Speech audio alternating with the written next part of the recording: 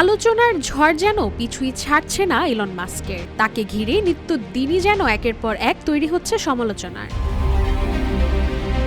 আর এবার সমালোচনা মোড় নিয়েছে তার গোপন সন্তানকে কেন্দ্র করে।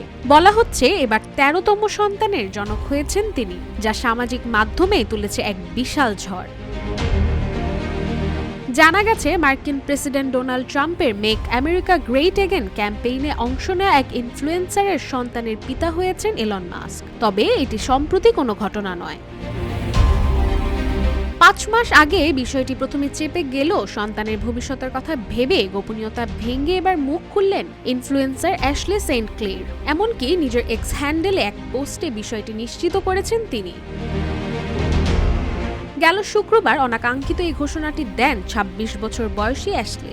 তিনি বলেন, আমি চাই আমাদের সন্তান একটি স্বাভাবিক আর নিরাপদ পরিবেশে বড় হোক। আমি গণমাধ্যমকে অনুরোধ করব যাতে আমাদের গোপনীয়তাকে সম্মান করা হয়। এই নিয়ে অনুসন্ধানী প্রতিবেদনের পেছনে না ছোটার জন্য অনুরোধ করছি।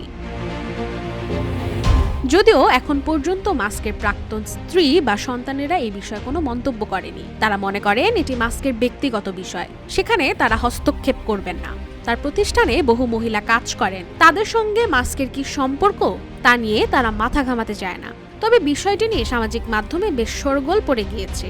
সকলেই জানতে চাইছেন মাস্কের ১৩তম সন্তান সম্পর্কে। কে সত্যি কথা বলছেন সেটা বোঝাই এখন দায়। রাশিকা হোসেন, রূপালী বাংলাদেশ।